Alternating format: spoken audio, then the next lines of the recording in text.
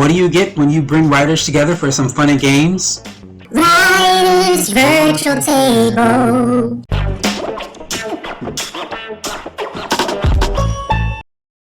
Hello, everyone, and welcome to Writers Virtual Table. I am your host, Casey Bell, and this is the first episode where we bring writers together for some fun and games.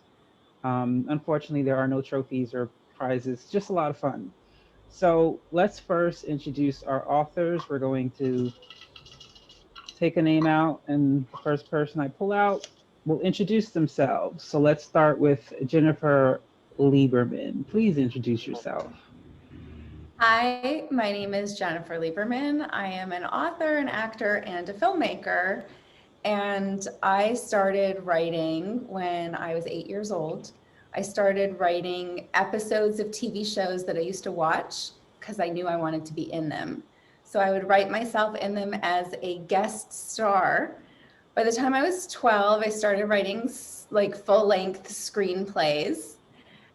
And after I graduated university, I moved to New York to get into the theater and the film industry. So my first novel actually started off as a play, and it was a one-woman show that I did in Los Angeles and New York, and I ended up winning the Audience Choice Award for it at a festival, and someone suggested it would be a great book. So that was my segue into writing books from writing theatrical pieces. Awesome. So just a little bit about your publishing. Your first book that you published, what was it like for you?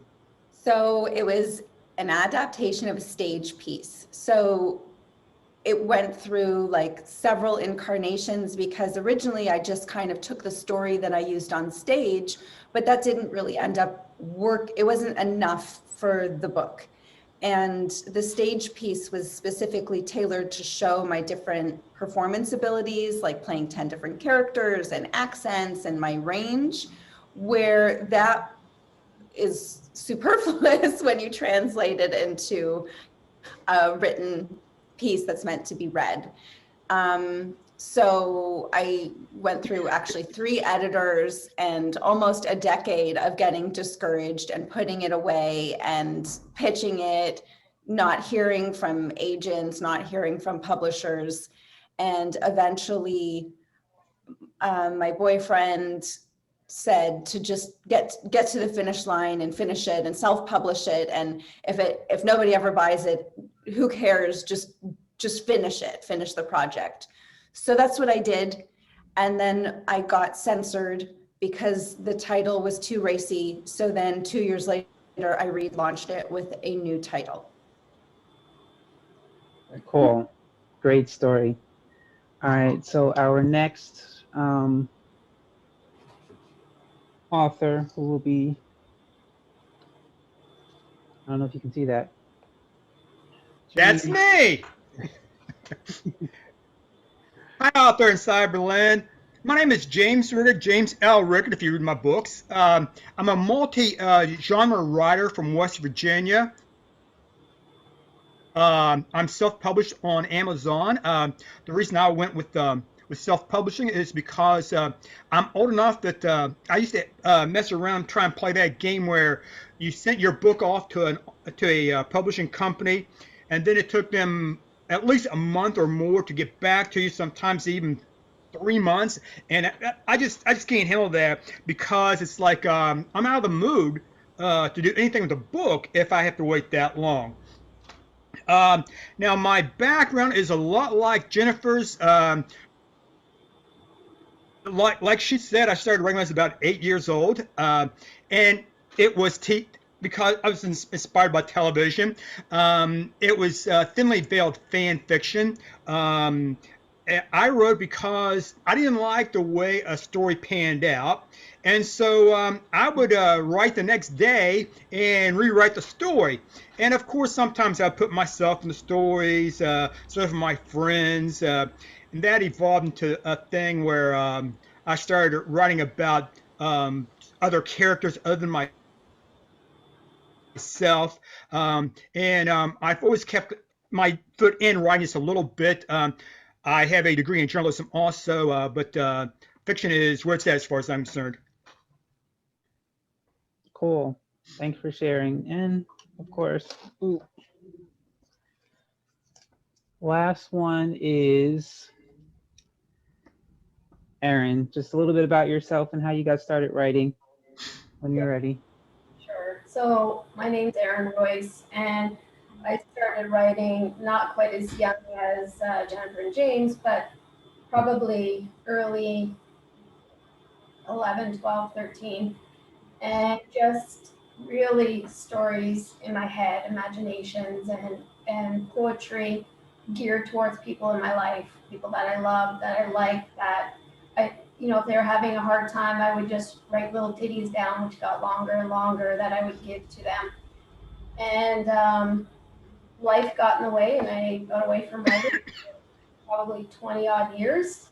And I had a daughter, and she brought me back to it with all of her questions and her life and my life. So, I started to write and completed a children's book based on her and self-published it. Same thing. It was quite a gong show trying to send your book to all these different publishers and waiting for it to come back. So I just thought, I'm just going to do it myself, not realizing the overwhelming arena that is. But if you look at it in incremental ways, then you can get through it. Anyone can get through it. So, my background really is law, English, and very analytical thinking. And so it was nice to get back to the creative side again.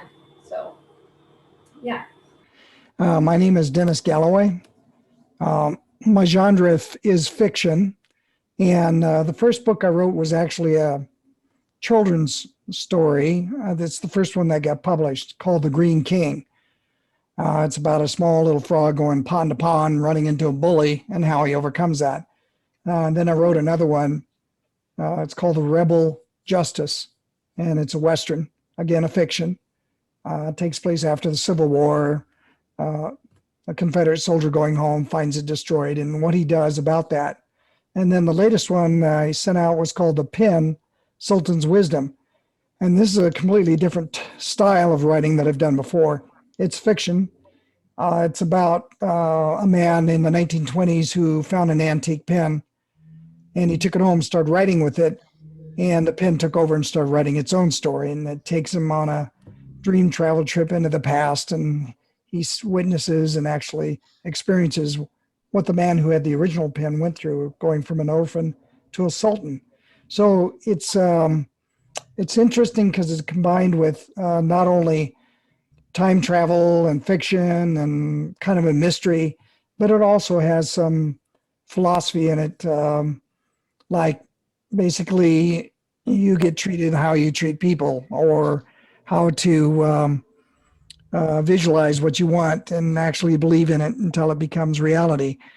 So those kinds of things are woven into the book and the storyline. I just got through finishing all the audio capture of the book, and it's gone through the editing process. I'm reviewing it now and hope to release it this month. So that's what I've been doing. How did you get started writing? Oh, I got started writing when I was about 8 or 9 years old. Wrote my mother a poem. But I've been writing off and on, but never published.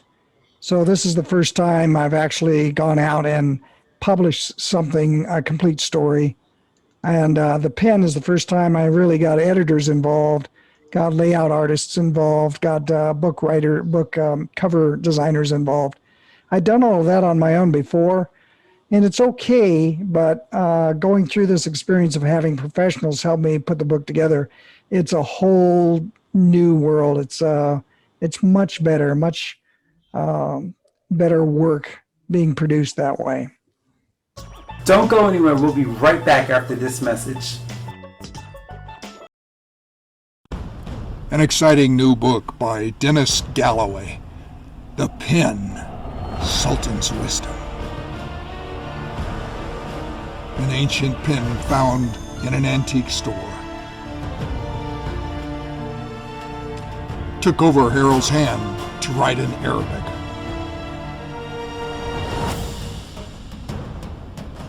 And took him back in time 1,000 years to an ancient Egypt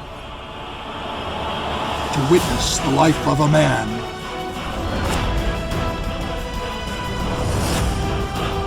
from a poor camel boy to become a wealthy sultan, finding wisdom, changing his life forever. The pen, Sultan's Wisdom.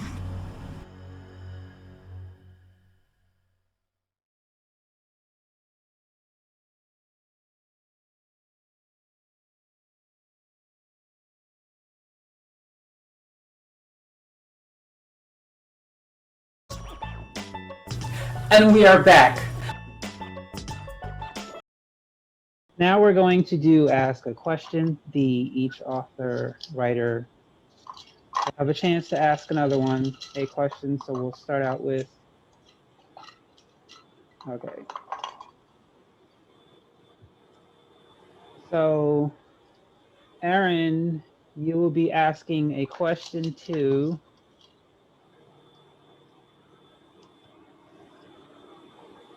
Jennifer. So ask Jennifer a question. Okay. So Jennifer, you mentioned writing your first full-length screenplays around the age of 12. What was the first screenplay that you wrote and why? Okay. Remember. It was really dark. I remember it very vividly. And basically, I was in junior high. This was in the 90s. The AIDS epidemic was like rampant, and like I remember like all the TV shows, you know, would have like an episode about AIDS and things like that. So my script was about a girl who kind of runs away from home. She doesn't get along with her mom, runs away from home, and is a dancer and gets a gig dancing in a music video. I was a big fan of In Living Color and the Fly Girls at the time. So she gets a gig dancing in a music video with two lead singers, and she ends up falling in love and marrying one of them. And they're at a party, and she's at her home, and she's drunk, and the other guy from the band is asleep in her bedroom. She thinks it's her husband and she sleeps with him. And then she finds out that she's pregnant. And the same time she finds out she's pregnant, she finds out she's HIV positive. So she got it from the other single guy in the band and then gave it to her husband. And it was like this terrible story where everybody died of AIDS.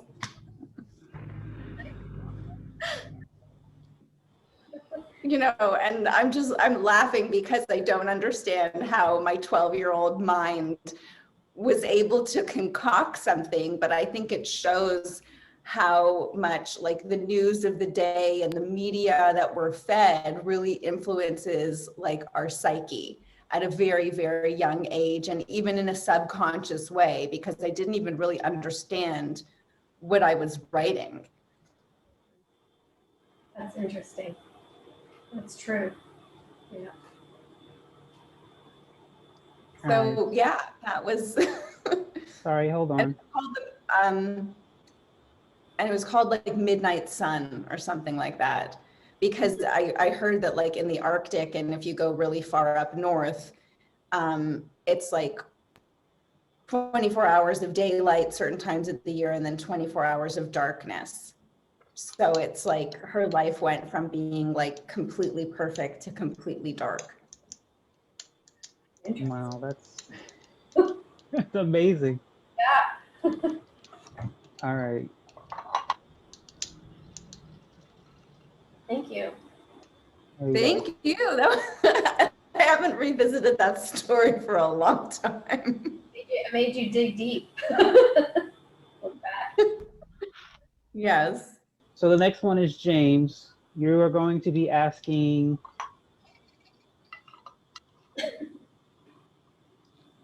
Oh, Dennis, a question.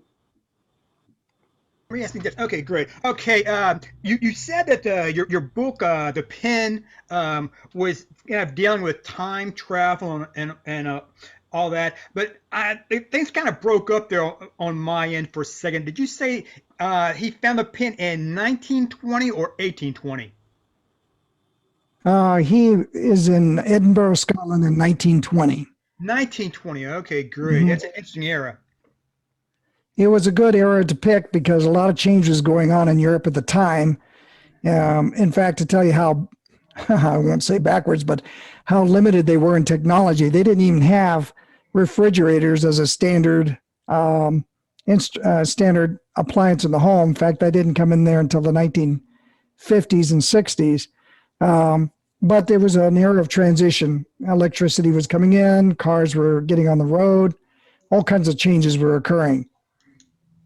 Well, I agree with you 100% because it's like I began as a Western writer. I picked up on the idea that you wrote a Western there, but it kind of evolved into the a time between say 1900 and the 1920s. That's such an interesting era. No matter where you are, just things are changing so much. If you're in like on the East Coast, it's real. Things are just moving so fast. Technology is taking over. But then you go more into the central part of the country, and they're still riding horseback and wearing six guns. Yeah, that's right.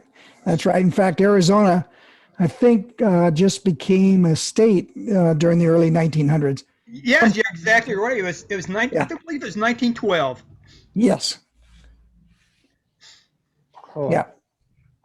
All right, our next question is coming from Dennis, and you'll be asking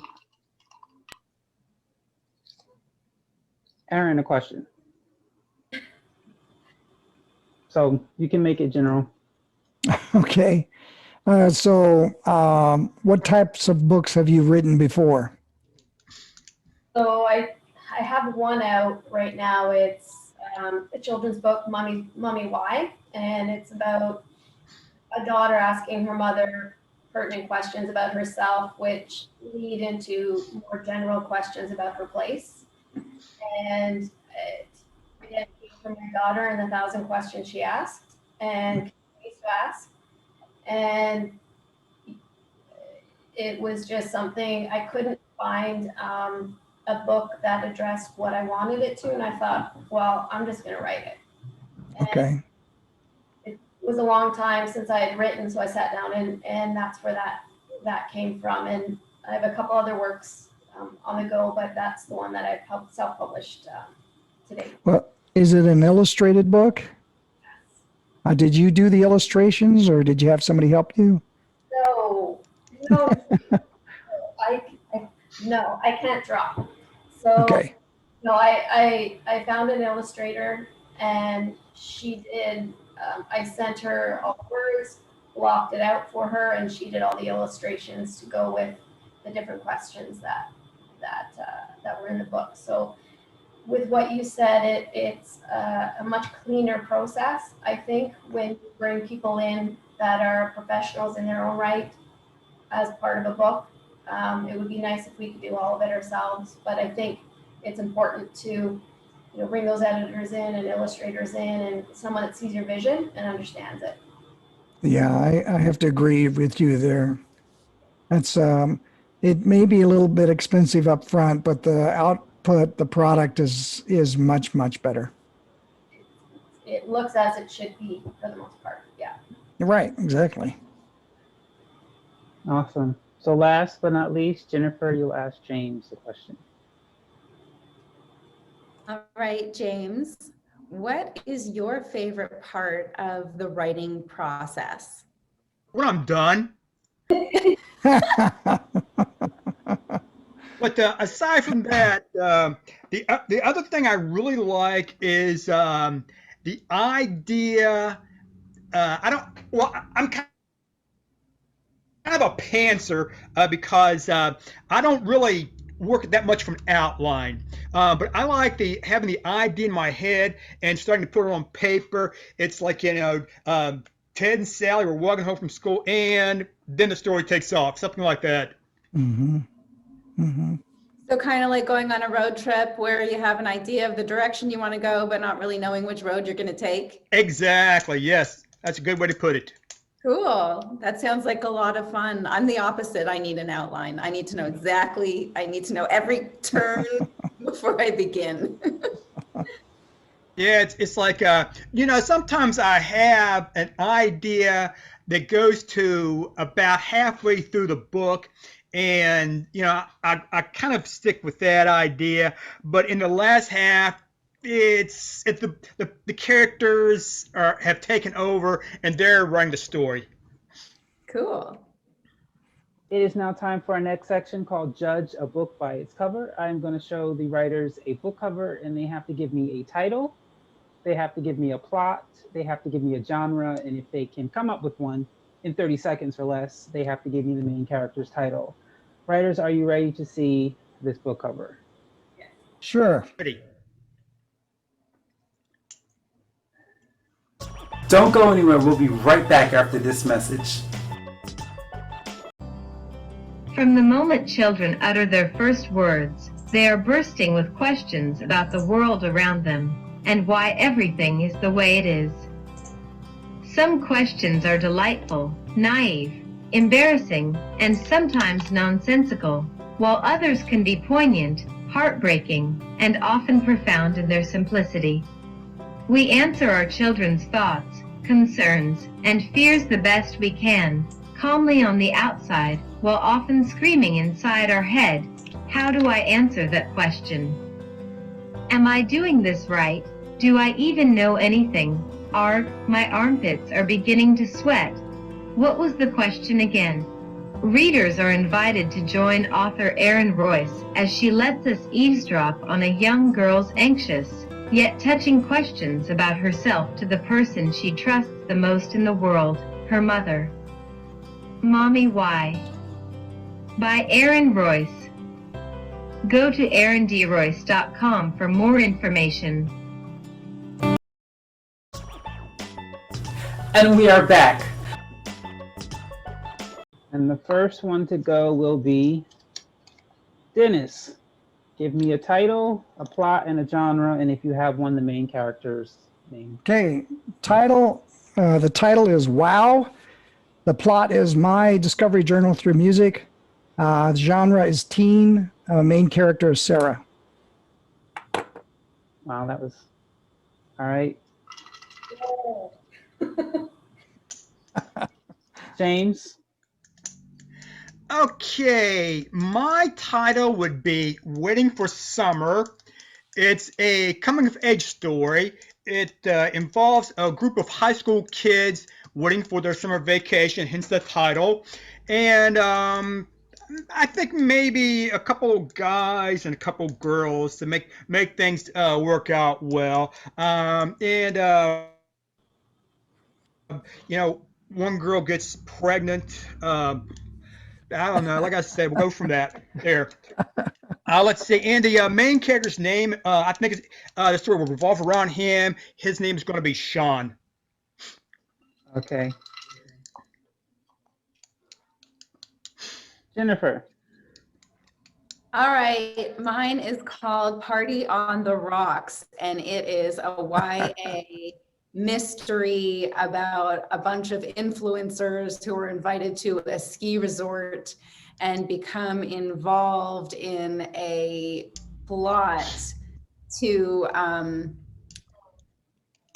for social media appeal, where they're being killed off one by one, and like an Agatha Christie whodunit. And the lead character is called Tweaker Tim.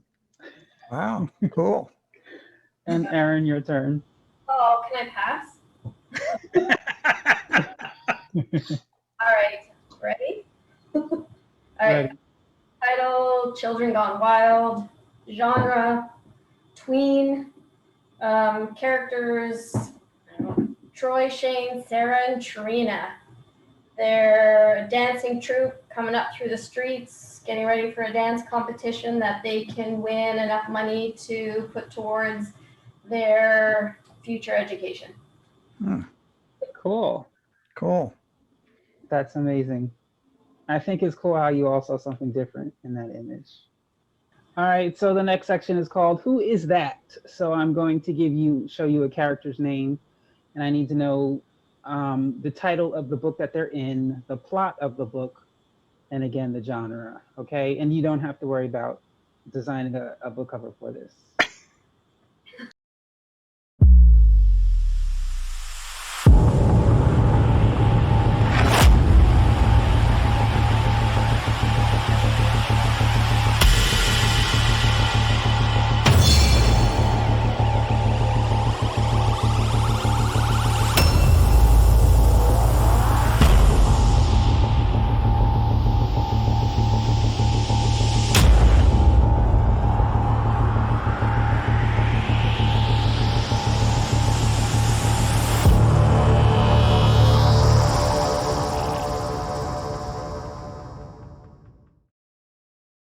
All right, and your time's up. And the first one to go to let us know who this person is, or this character.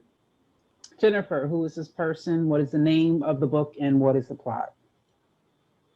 John Frederick Mickley III is a scientist in a steampunk time travel adventure called Racing Against the TikTok. And he is challenged to go back in time to change history in order to have a dystopia, in order to stop a dystopian future where TikTok takes over the world. That is great. I'm assuming that's young adult. Yes. All right. Next one. James, who is John Frederick Mickley III? John Frederick Mickley III. I think it would be a main character in something like a Harry Potter story, something sword and sorcery. Let's see. Title would be something like Johnny's Life, something like that. I wouldn't say this is necessarily young adult. The way I kind of do things, I just write it and whatever it is, that's the way it goes.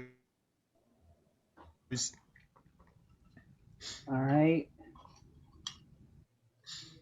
All right, Erin, who is John Frederick Mickley III?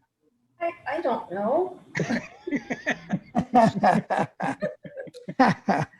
Frederick Mickley III. I think a title I'd have is Where is John Frederick Mickley III? And I see him as a millionaire at this beautiful dinner and benefit for wayward children, where halfway through the night, all of a sudden he's nowhere to be found. And by the back door, the door's open, there's glass broken, his signet ring is on the ground, and his wallet with a note saying, "Welcome to the human scavenger hunt."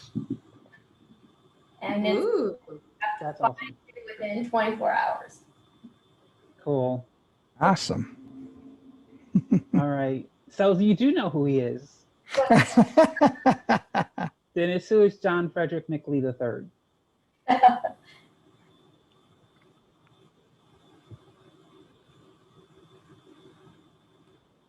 Dennis? Okay. Okay. The title for John Frederick Mickley III is The Fighter.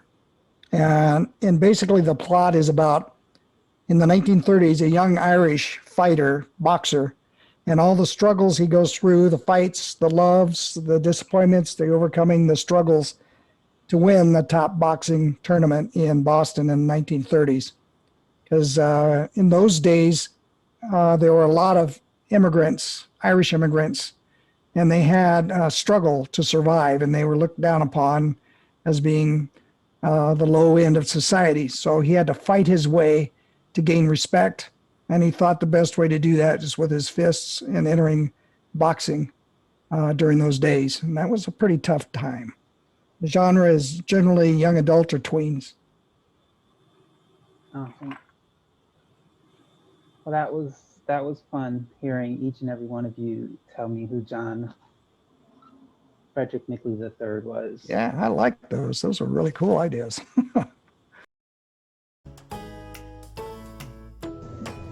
Year of the What is a romantic comedy that follows heartbroken and lonely 25-year-old Dana, who is 6 months off her first breakup and living the single life in New York City.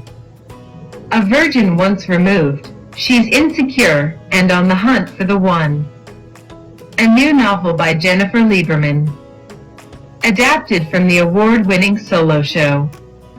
Check out yearofthewhat.com for more information and reviews.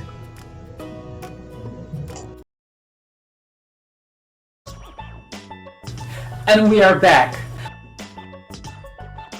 So now it's time for each author to let everyone know their latest book that has been published and where they can buy it, and if they're working on a new project at the moment, what it is without telling us too much. Obviously, we don't want to give any spoilers. So Jennifer, talk about your latest book that has been published, and if you are working on another project, what is it? Yes, so my novel is called Year of the What, and it's an adaptation, like I mentioned earlier, of my one-woman show, Year of the Slut.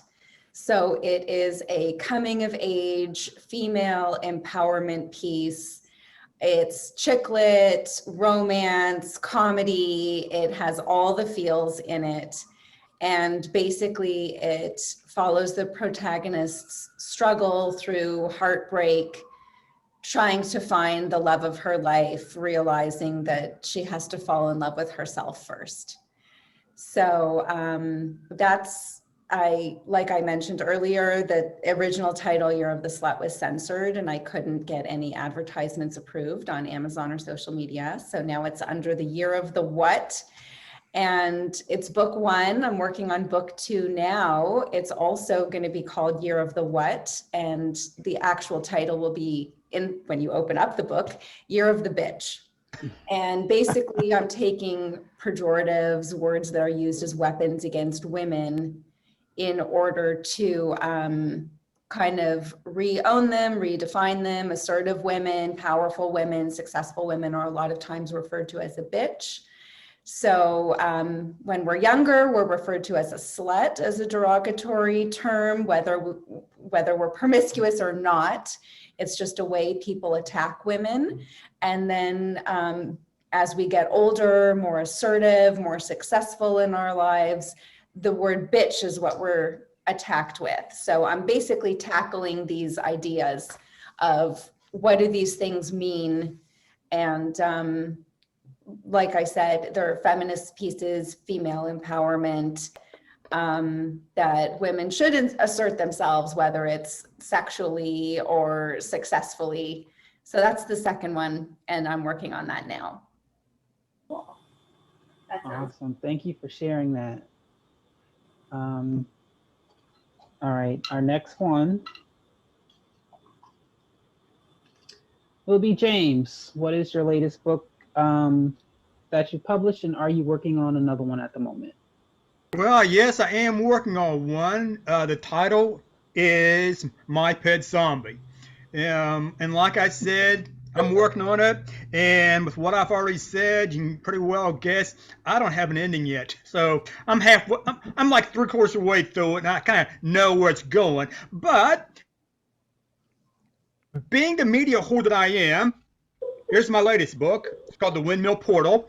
It's a science fiction story set in 1928, and it involves a character who I've been using in a few of my stories. His name is Charlie Hobbs, and this time he's working as an investigative reporter, and he's taking a break. He's gotten married to a woman who lives down the road from him. Being as how I'm saying a road rather than a street, you know, it's kind of rural. And they go on their honeymoon and they have a UFO sighting wherein she ends up being killed because of the sighting. It turns out the sighting may be linked to an actual UFO sighting in 1897 Texas. And so the magazine that Charlie works for sends him down to Texas, and he investigates things and gets involved with a woman that he knew before. And they knew each other more than he thought because they had a son together, and Charlie just meets his son for the first time after, oh gosh, I don't know, about 20 or 30 years, something like that. And the madness ensues.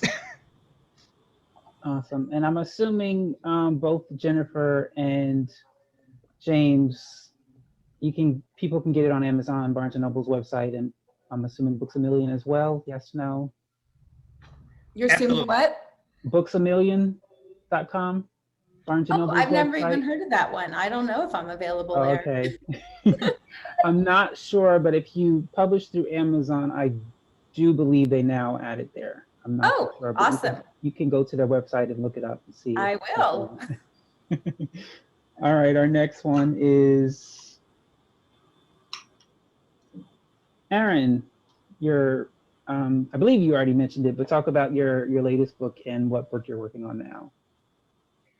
So Mummy Why is the one that's already published and out there, and I have my website erinDroyce.com, and it's on Amazon, and my Facebook is through my website as well. And I'm working on, so the first one is Mummy Why, the second one's going to be Mummy Why Not, and so I'm kind of working on a tween level for that in tandem with another one that's more, fantasy based, I guess. Some adventures with a little girl going into another realm and saving things. I don't want to go into it too much. So just so I'm looking at 2 more books in the Mummy Why, and then gearing off into maybe a little bit older after that. And just have to figure out the wording for some of the questions. Yeah, right. Okay. Yeah. All right. Thank you. And Dennis, your latest book that you've published, and are you working on anything at the moment? Right. I don't know if this is easy to see or not. Yes. Okay. The Pen, Sultan's Wisdom. Got #1 bestseller on Amazon with that one. Thank you. If you go to is.gd/thepen, that's a short URL. It's easier to do. You'll actually see a video there, like a movie video. It describes what the movie's story is about. Movie, yes. Hoping for that. What it is it's in 1920s Edinburgh, Scotland. Let's say man starting to go through middle age, 35, 40. He likes to write, so he finds this old antique store, finds this old pen, takes it home, starts writing with it, and it takes over his hand and starts writing in a script that he doesn't recognize. So later, when he goes to sleep, it brings him back in time 1,000 years to the original owner of the pen, which was a sultan. And he ends up going there and sees this old man writing something down, and he recognizes he's writing with the pen that he bought at the antique store. Turns out the pen is a pen that records whatever you're doing and then puts it back on the paper when somebody uses it again. So the man writes his life story from being an orphan and being a slave, basically, for a merchant, escapes, and how he grew up in the streets of Cairo, how he became involved in merchandising himself, and then how he got accused of something, how he escaped and jumped in the Nile, fought off crocodiles, finds he's ending up on the sands in Arabia, picked up by a caravan, how they adopted him, how he grew up through that life, how he learned to be a young man, grow into being a leadership. So there's a love story in there as well. He meets his love. He also does battles and so forth. But each time the main character, Harold, writes with the pen, falls asleep. He goes and dream travels. He wakes up and comes back, realizing that he had actually been back there, got sunburned, he got scratched, or he picked up some item back in that time and it was in his hands when he woke up. He also learns from this man's experience 1,000 years ago and applies those life lessons to his own, and his life improves.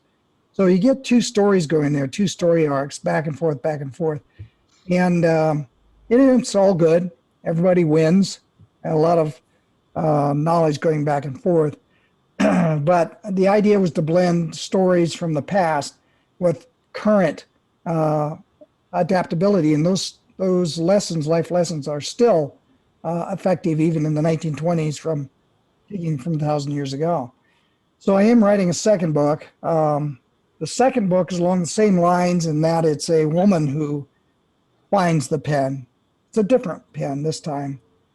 And it's attached to a man who lived during the 1300s, and he was a knight, a Templar knight, and about the struggles of that time, about him going through his struggles in life and what he learned from it, and the dramas, the fights, the battles, the loves.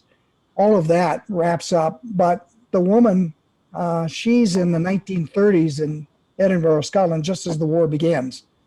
So she's going through a wartime of England and Scotland against the Germans, and she's got to survive air bomb and bomb raids. She has 2 children. She's got to send them out to the countryside. And she's got also involved with somebody translating the story for her when she finds out it's in Arabic, or not Arabic. In this case, it would be Old Latin. And that person translating picks up on, well, something's going on here. Maybe there's treasure. So there's going to be protagonists and bad people on each side of the timeline, if you will, and that'll blend. So I hope to have that out by the end of the year. And it's based on some facts that I put in there in history-wise that happened to the Knights Templar, some facts that happened in Edinburgh, Scotland during the war, and things that people had to struggle with. There is romance, there's battle scenes, there's historical events that occur. So I try to keep it exciting and very, very visually in your mind with sights, sounds, smells, touches, all of that, to bring that into the reader's imagination so that they can enjoy an immersive experience. And so that's what's going on with that one. Hopefully I'll turn that also into an audio file. I'm finding that works real well to promote your book. If you get it into audio, it reaches a broader audience in general. Cool. That is all the time we have for you today on the Writers Virtual Table. I want to thank our writers and our guests for joining me, Erin Royce, Jennifer Lieberman, Dennis Galloway, and James Rickard, for stopping on by and having fun with me. And of course, you, the audience, thank you so much for viewing. Have a great day. Have a great week.